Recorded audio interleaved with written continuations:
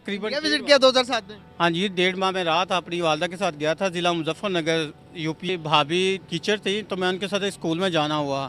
यकीन करें कि आई एम ग्रेजुएट, लेकिन उस टाइम तो मैं एफ था, इतना वो नहीं था।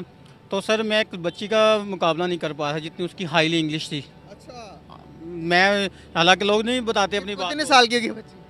मैक्सिमम वो 7 या 8 स्टैंडर्ड की होगी। के लोग जो गरीब लोग होते हैं उनको राशन मिला क्या? अमीर गरीब सबको मिलता है? सबको फैमिली वो राशन कार्ड के जरिए मिलता है गाँव वगैरह में। अच्छा, तो वहाँ पर राशन कार्ड था? हाँ, राशन कार्ड उनके बने हुए हैं राशन सबके। कार्ड में क्या क्या मिलता था 2007 में? जो उनका घर का सारा सिस्टम है उसे राशन कार्ड पे ही है। मैं वहाँ के मेरठ शहर में भी फिरा हूँ, ठीक है, लेकिन ये सिर्फ वहाँ पे ये है कि अगर आपने कहीं आउट ऑफ सिटी जाना है ना तो आपको थाने में एंट्री करवानी पड़ेगी। सर आप उनका एक बिजनेसमैन मुकेश अंबानी नहीं मान तो फिर आप दूसरी तरफ किधर जाएंगे?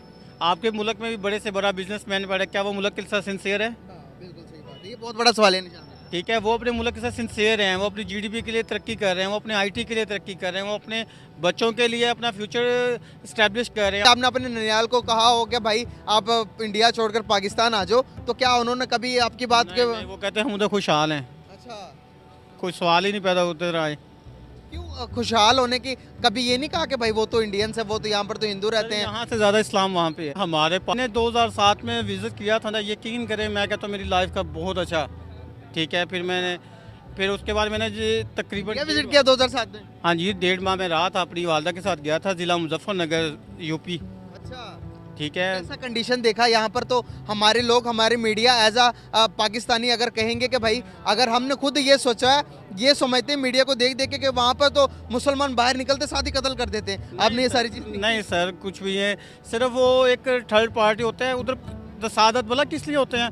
हिंदू कर रहे हैं तो कोई हिंदू ही शरारत करेगा, इल्ज़ाम मुसलमान पे आ जाएगा। मुसलमान कर रहा है, मुसलमान ही तंग करेगा, इल्ज़ाम हिंदू पे आ जाएगा।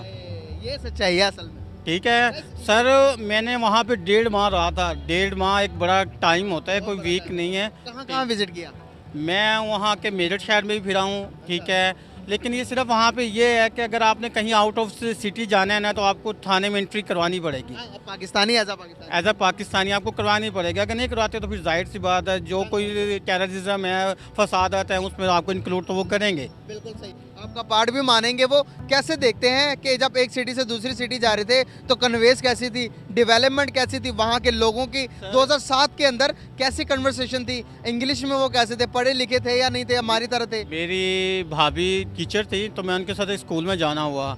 यकीन करें कि आई एम ग्रेजुएट, लेकिन उस टाइम तो मैं एफ था, इतना वो नहीं था।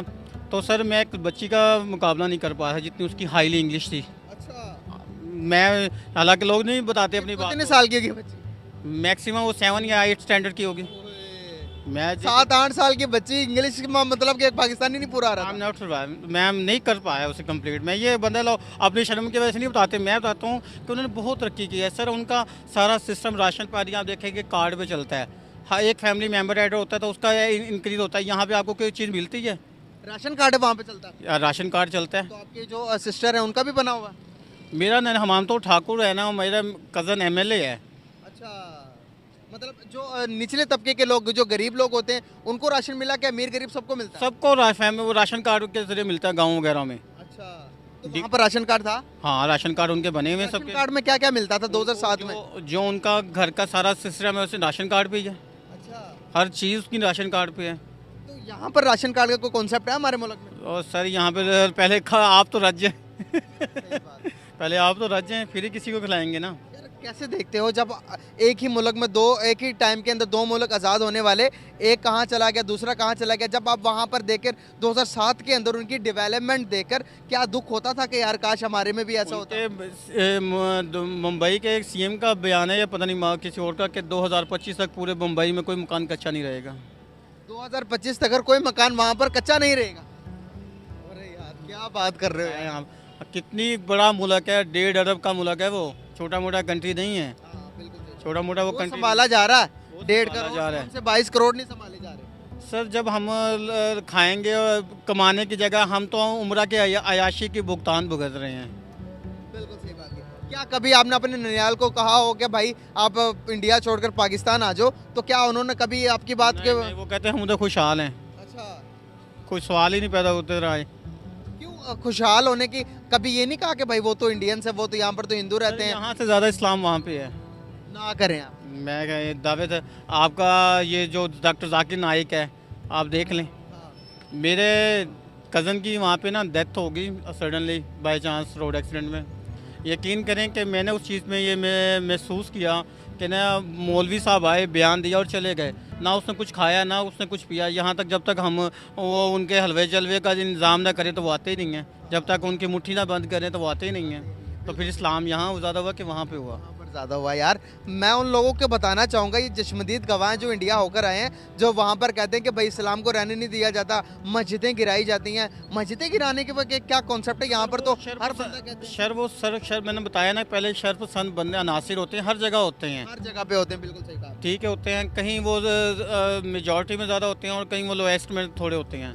तो ये तो फिर सिस्टमाइज है ना, इसको हम अकलीतों को अच्छे हमने, लोग भी होते हैं, बुरे लोग भी हर माशरे के अंदर पाए जाते हैं। ये आपकी सोच में मुनसर, आप उसको कैसे डील। पाकिस्तान वाले सिंसियर ही नहीं है अपने मुल्क के साथ, ये तो खुद चाहते हैं कि हमारा बिजनेस बाहर के मुल्क में हो।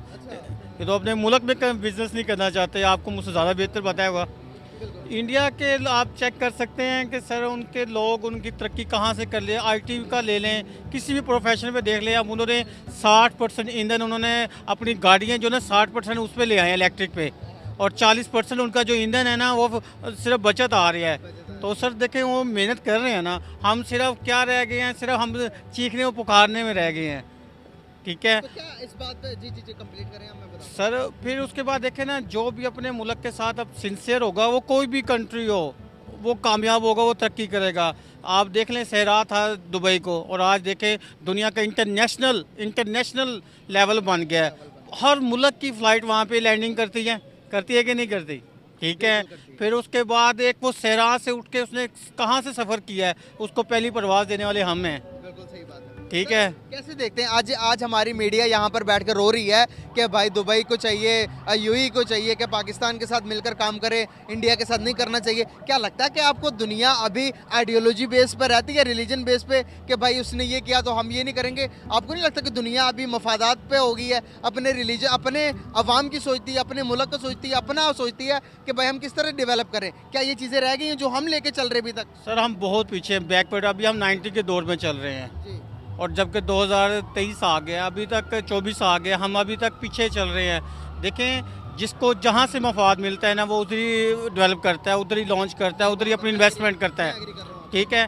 जहाँ किसी को लॉस होगा, यहाँ हम अपने सनतकार को बिजली तो हम फराहम नहीं कर पा रहे, हम किसी को हम क्या करेंगे कि वो हमारे पास आके इन्वेस्टमेंट करे। कोई इन्वेस्टमेंट करने पहले आता है, उससे पहले कहते हैं भाई हमारा परसेंटेज क्या होगा। सही बात है, बिल्कुल सही बात है। सबसे पहले हम अपने लिए सोचते हैं, हम मुल्क के लिए नहीं सोचते। जब आप मुल्क के लिए सोचेंगे तो इंशाल्लाह आप तरक्की भी करेंगे, और आपके दूसरे मुल्क से आके आपके मौके फराहम होंगे आपको।